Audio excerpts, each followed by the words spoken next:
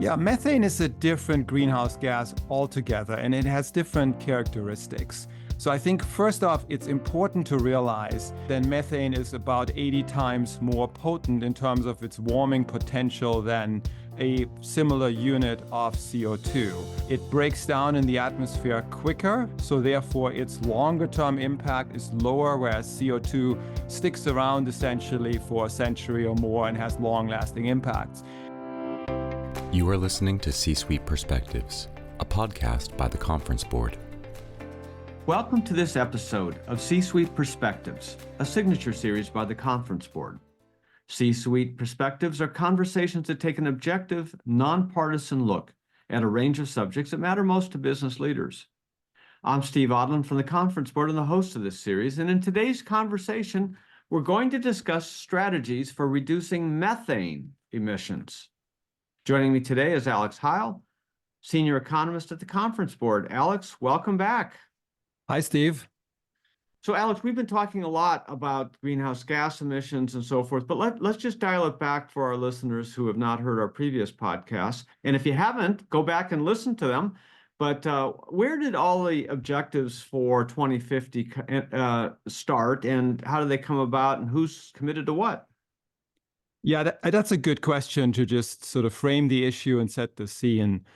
So this all goes back to the Intergovernmental Panel on Climate Change as part of the UN, essentially, and the Paris Agreement. Essentially, what came out of the Paris Agreement a few years ago was a commitment by the world economies to limit the rise in average global temperatures to 2 degrees and make significant progress towards 1.5 degrees Celsius of warming.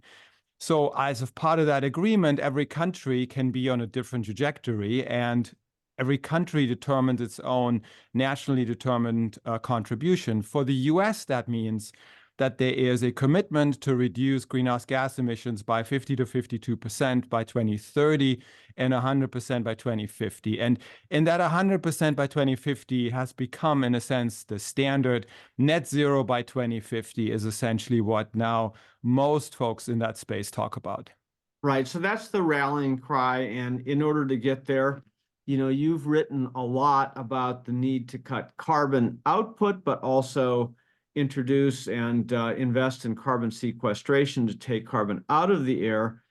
But methane is a unique type of carbon. Explain why, how it is unique and why it's worthy of separate focus. Yeah, methane is a different greenhouse gas altogether, and it has different characteristics. So I think first off, it's important to realize that it's a much more potent greenhouse gas than CO2. It depends on the time frame that one considers in these projections. If you take a shorter time frame, then methane is about 80 times more potent in terms of its warming potential than a similar unit of CO2. It breaks down in the atmosphere quicker, so therefore its longer-term impact is lower, whereas CO2 sticks around essentially for a century or more and has long-lasting impacts. If you look at all warming that has taken place, the 1.5 degree roughly centigrade that we've already had, and that record's already showing since the Industrial Revolution, about 30% of that is due to methane emissions. So it's really the most potent one. And if you look at not historical emissions, but if you look at, let's say, 2022, roughly here, 80% of total greenhouse gas emissions globally are CO2, about 11% are methane, and then another 6% are nitrous oxide, and then the balance is various other gases. So methane is a relatively small share of the total current emissions, but its impact is orders of magnitude larger. Right. So eliminating a small share can have a bigger, an outsized impact, is what you're saying. And carbon in the atmosphere of any variety is important because it's important to cut, but because it impacts global warming. We're worried about global warming for a lot of reasons, including life on Earth and food supply and everything else. So lots riding on this, but again, methane is a unique thing. So where does methane come from? Yeah, so usually if you're in the sort of space trying to understand methane emissions, then you're going to differentiate between, sort of natural emissions of methane from just decomposition of organic matter from wetlands and so forth. But then also, and that's more important for this conversation and when it comes to policy, the human caused methane emissions. If you look at total emissions, it's roughly 60% current methane emissions are from human activity, 40% are natural. And if you take that 60% and break it down, about 40% of that is livestock, agriculture, rice cultivation. About a third is oil and gas and coal mining. And then another quarter is waste management, and that includes landfills and wastewater. So it has it has different properties than CO2. It also has different sources, and it is a different conversation because, and as we've done that in our research, we try to publish pieces and briefs that circle, that sort of narrow in on any of these contributing sectors a little bit more in more detail. It really has three main sectors that are the sources for methane emissions. Okay, so if you thought about the quick hits, with methane, you could wipe out all the livestock and do, you can talk about these things in extremes, but that's not realistic because of the knock-on effects and so forth. But if you think about it in terms of the quick hits, what are the top two or three things that can be done to eliminate methane? Yeah, I think when we're talking about methane, or when you just stop the person on the street and want to talk to them about methane, they're going to talk to you about cattle, right? That's what everybody points out. Is going to be talking about essentially cow burps, and it's important to realize, yeah, that's a very significant factor. That is probably just from a consumer and political perspective, it's going to be hard to reduce, even though massive amounts of land use. If you just look at land use areas, half of the inhabitable land on the planet is dedicated to agriculture. About 3/4 of that is dedicated again to cattle and dairy production. So there are big levers here, but I think if you really look at in the near term, quickly, what you can do in the next few years, a lot of this comes down to leaks. When you look at infrastructure, especially in the oil and gas industry, there's a significant volume of methane that leaks out of pipelines, out of tanks, out of infrastructure that is aging. And that leaked gas, compared to when it's actually identified and, let's say, either collected or second best solution is if it's flared on site, that creates a lot of additional methane that emits into the environment. So closing off those leaks would have an immediate consequence, positive one, for our climate goals. Yeah, and so if you've ever driven past a refinery, you see these stacks or these pipes sticking up in the air, and it looks like a giant flame coming out of it. And that's this methane flaring that you're talking about, isn't it? Yeah, that's exactly right. So if you're flaring methane, you're basically turning it from methane, a highly potent greenhouse gas, into CO2, a greenhouse gas that also has negative consequences, but it's this orders of magnitude less potent. So that's a way to deal with some of those immediate methane emissions. Right, and the methane, and so the methane comes from oil refining, because you take oil out of the ground and it's this thick gooey stuff, and then you basically break it up into components: gasoline, diesel, heavy oils, and methane is the gaseous component that is this offshoot. So your point is, because a lot of people say, well, why are they burning that? Isn't that burning contributing to global warming? Your point is, if I'm hearing you correctly, by flaring it or burning that methane off, it is putting carbon into the atmosphere. Oh, yeah. But it's not allowing the raw methane to go in, and so therefore it's a better result. Yes, I mean, better in this case is all relative, right? So if you look at oil and gas, it's, as you pointed out, from oil infrastructure and oil processing, that's certainly true. It also is from natural gas processing and natural gas drilling, essentially. That's another source. And then there is just methane that also escapes from coal mines, and that's for safety reasons in large parts. But basically what I'm saying is that there are some very low-hanging fruit when it comes to methane. In a perfect world, what we would do is collect this methane because it has a market value. Methane and natural gas are essentially the same thing. So there's a large, essentially, there's a revenue motivation here for collecting that gas.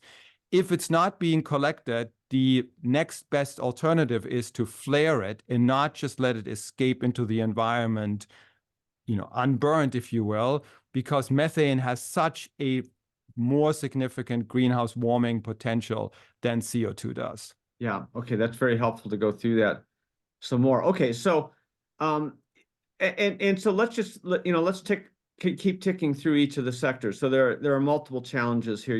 We just talked about oil and gas, and flaring is certainly a better way to do it than allowing it. But you talked about some of the other sectors. Kind of just, if you could just step through those and talk about what the low-hanging fruit is.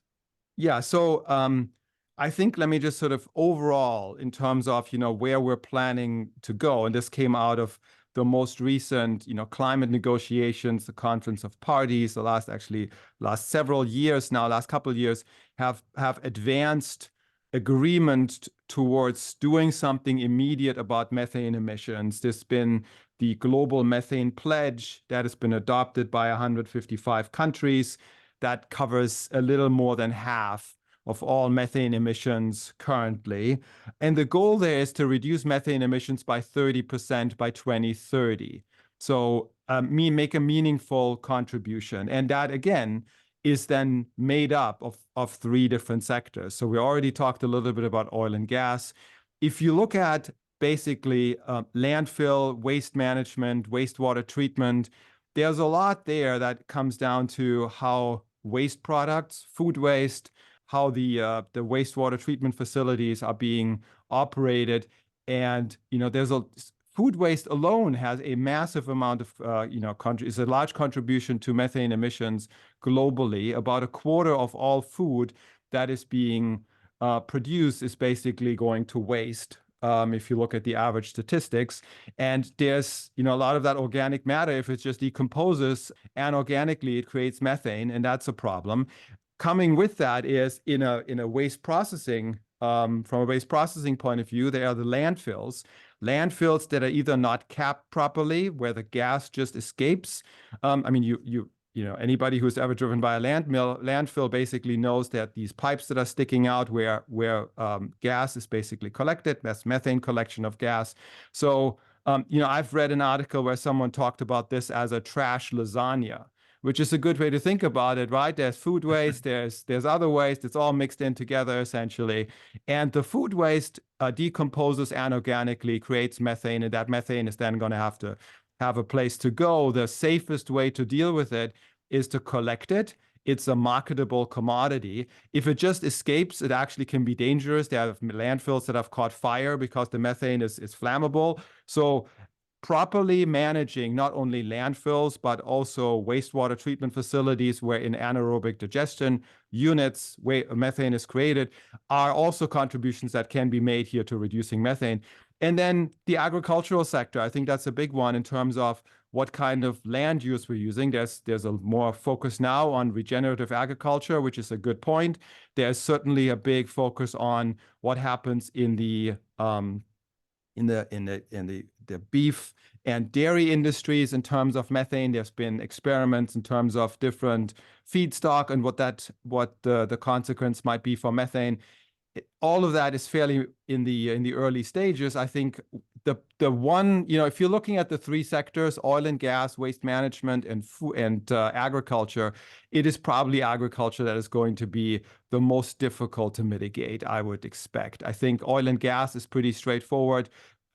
I'm saying this from the perspective of a researcher, because we can identify the sources, the leaks, where gas escapes. We can do the same for waste management when it comes to wastewater treatment and landfills.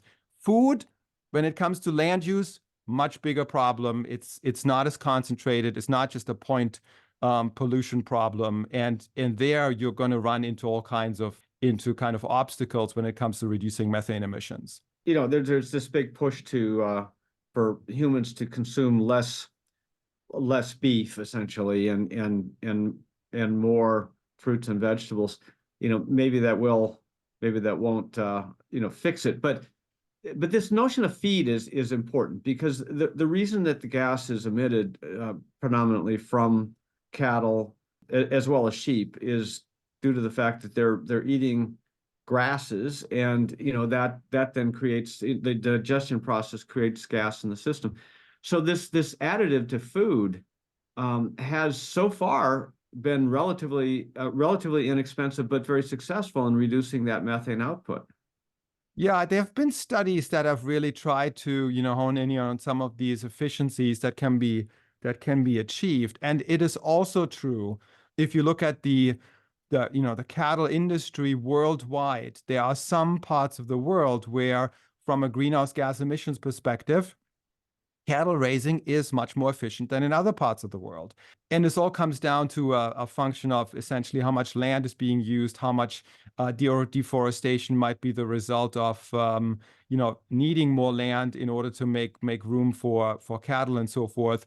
I do think that because of the stickiness of some of these emissions, I think it's going to be hard to mitigate this. But as you pointed out, there is certainly all kinds of reasons here to at least identify efficiency gains and identify ways to reduce methane emissions in this particular sector without necessarily having the perfect solution of everybody becoming a vegetarian. That's going to be a lofty goal if that's what you're trying to get to. But in the meantime, I think it's going to be trying ways in which you can at least marginally reduce emissions that will pay off, at least to a certain extent. We're talking about methane emissions as part of our goal to get to a carbon-free 2050. We're going to take a short break and be right back. What does the future of work mean for your employees? How will your company navigate ESG? Will there be a global recession? At the Conference Board, our experts translate the latest research and economic analysis into insights and real-time problem solving for your organization. Membership at the Conference Board provides your team with an assortment of knowledge from economics, marketing and communications, ESG, public policy, and human capital. As a member, you'll have access to our center experts, member-exclusive events, data and benchmarking tools, and peer sharing that will help you understand the present and shape the future. Consider becoming a Conference Board member today by visiting www.conference-board.org.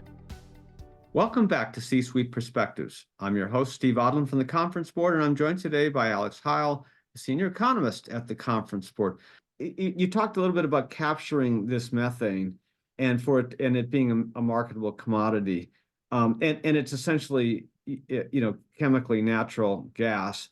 And this goes back to a previous podcast that we've done, and research that you've done that says that, look, if you go for 100%, cure everything all in one fell swoop, it's not going to work. You got to get there in steps. And so we talked about coal-fired plants as being a huge emissions issue globally. Well, natural gas is a step down solution for that, where you convert at least convert coal-fired plants to this, and that would be one example of a commercial use of methane that would then allow, if you had more of it and it was cheap enough, it would allow this, less of this use of coal. So that all of these things are sort of interrelated, and it's like what's worse, and how do you prioritize these reductions? Yeah, I think that's true. I think if we're looking at the US in terms of emissions, in particular in the energy sector, I mean, they're down significantly since the mid 2000s by 16-17% or so, and there are different reasons for that. One of those is certainly a switch from coal to gas. So if you can control natural gas perfectly, you basically, for every unit of energy, you're producing half the emissions than you would do if you burnt coal to generate electricity. I think the problem with the natural gas system in many plants is, coming back and not to, belabor this point for much longer than necessary, is the leaks. I Yeah. think there are studies out there that basically suggest, look, if you have anywhere around 1% of leakage of natural gas in operations, burning natural gas to generate electricity is as bad from a climate perspective as it is if you're using coal. So cleaning up, tightening up, and some countries have actually done that, is the right strategy. I think looking at what this would cost is an interesting perspective. And research has identified, basically, if you wanted to reduce, let's say, 75% of all the leaks in the energy sector, that's going to cost, and there's lots of probably, sort of uncertainty with that number, but what's been published is that's about $100 billion globally. Well, that's a lot of money. There's no question about that. But the value of the lost gas in 2023, right? Gas that just escaped, vented, was anywhere around 45, 46 billion. So you're not going to get everything. But I think that these investments, the way you're portraying, the way one could view them is they have a cost-benefit calculus attached to them that is actually quite attractive. Yeah, really well stated. The US and the European Union both have implemented a lot of regulations around this area. Talk about those regulations and how they're working. Yeah, I think, both the US and the EU have taken steps to regulate the sector when it comes to methane emissions, and in a sense, put a price on some of these methane emissions in oil and gas. So in the European Union, the European Union operates the emissions trading system, right, their cap and trade system for greenhouse gas emissions. As of 2026, that is suggested to also include methane as part of that. So at that point, you after a transition period, you're going to have to basically acquire allowances and permits in order to emit methane. In the US, the big change has been the Inflation Reduction Act. There's been, as part of that, there's the Methane Emission Reduction Program that's identified sources for funding about $1.5 billion to improve methane emissions. And then we are now just starting in the US to introduce and to use a methane fee as a regulatory tool. That is, as of 2024, that's $900 per ton. That is projected under the current law to go up to $1,500 by 2026. That is for industries, such as oil and gas that emit more methane than a certain allowable amount. So anything above a certain allowance would then be triggering a methane fee. So I think, these systems, they both work differently in terms of the mechanics, but they are both realizing the importance of addressing methane emissions, and they are saying both regulatory bodies in both countries or on both continents actually suggest that one way to deal with this is essentially by putting a price on some of those excess emissions. A lot of people say, why do we want to burden the U.S. economy with all of these incremental regulations and the cost for that when you still have China, India, Russia, and others, but China and India largely, who are just emitting like there's no tomorrow, and we spin through the same air. And gosh, if you eliminated 100% of the greenhouse gases in the United States, it wouldn't matter because you still have Russia and China. They have different, as it relates to methane, they have different challenges. Talk about those. Yeah, so all three countries have not joined the global methane pledge that I mentioned earlier. So, while the commitments under the pledge are voluntary, the countries look at this essentially differently. So, from India's perspective, there's a lot of methane that is emitted as part of just general economic activity for a large population country. In which cutting back on emissions would bring up all sorts of equity considerations. So they basically have identified methane emissions as not feasible. Cutting methane emissions is not feasible because it would affect poor individuals too much. I think China is in a different boat. I think what they're looking at is they can certainly harness some of the technology and move towards reducing methane emissions in a way that would be almost sort of a guiding light when it comes to what other countries should do. That's not where China currently is, certainly, but I think there's certainly a lot of opportunity to use their technological advantages in certain industries to reduce this. And I think in Russia's case, there's a lot of reliance on oil and gas. Some of the former Soviet Republic states that essentially have very, very high methane emissions from just venting gas. That's obviously a case outside of Russia, but I think there's parallels that can be drawn when it comes to the importance of the oil and gas sector and relatively few incentives to actually eliminate or capture and then sell some of the methane in that country. One of the countries that's been held up as a model is Norway. What's Norway's approach, and how can they do it? Norway is very interesting. Norway, if you look at not just what the countries are that are the largest emitters of methane, but also their essentially emission efficiency, meaning methane emissions per unit of energy produced. Norway is all the way at the bottom of that list, meaning at the bottom in terms of their efficiency is spectacular when it comes to methane. So they have very few leaks. They have very strict monitoring, very strict oversight in terms of their regulatory bodies that are having, that basically oversee oil and gas.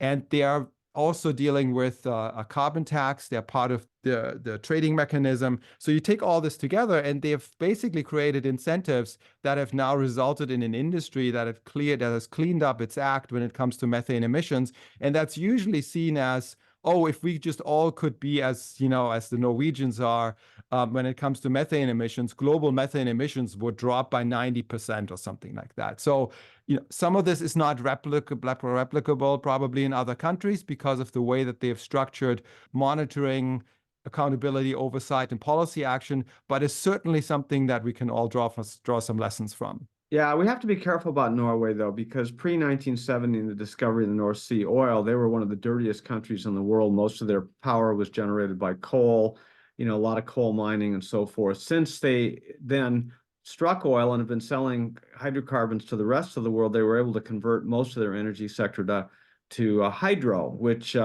required that they really replace their entire infrastructure, which they've done because of the petro money. So now it feels a little different that they're lecturing everybody on the basis of of this wealth they've created from selling oil. But they do have the ability to do hydropower, which because of the geographic situation there that others just don't. Yeah, I mean, Norway is an interesting country, right? I mean, in other areas of my research, when I write about in our research the electrification of the transportation sector, the current share of electric vehicles sold in Norway is north of 80%. So, well, that's because of the ubiquitous clean power coming from hydro and the infrastructure. But again, it came from. I'm not I'm just saying you can hold it up as a model, but it really required for them that they redo their whole infrastructure based on selling oil, which is the irony of the whole thing. Just in the time we have left, we can't in the U.S. achieve our goals without China and India. And I think this is part of the United Nations whole thing and the Conference of Parties, the latest was COP28. We all have to set common goals here, and that relates to carbon writ large, greenhouse gases, carbon, and also methane. And I think this is a really important point that that everybody needs to understand. Oh yeah, I think that's very true. I think this is obviously a collective action problem where everybody needs to contribute, because otherwise, one country going 100%, quote unquote green and eliminating all emissions is going to do very little for, the rise in average global temperatures overall. So I think this is certainly something that needs to be coordinated. I think as part of the global methane pledge, there is an effort to do that. There's also the realization that the data that has been collected on methane emissions has been pretty murky over the years. So there's been more national efforts of getting better data sets in terms of where some of the super emitter sites are in some countries and what industries are the the main contributors there. But there's also global initiatives. There's a satellite that was just launched that is now designed to track methane emissions globally, regardless of country. And, that's not as finely a mechanism as, someone pointing a specific device at a refinery, so forth, but it's going to give a sense of where methane emissions come from and where some of the responsibility lies. But I think overall, you're absolutely correct that there is certainly responsibility that lies, within all countries to start really tackling this problem because of its huge potential for positive impact. Yeah, and hence the need for all of this activity and the commitments around the world. We're making progress, but we still have a long way to go. Alex, you've been great today, and as always, I would encourage our listeners to look up your work, read your work at tcb.org, conferenceboard.org, and also listen to previous podcasts. You've done terrific work in this area, and we'll continue to provide insights to our listeners going forward. Alex Heil, thanks for being with us today. Thank you so much, Steve, for having me. You have been listening to C-Suite Perspectives, a podcast by the Conference Board.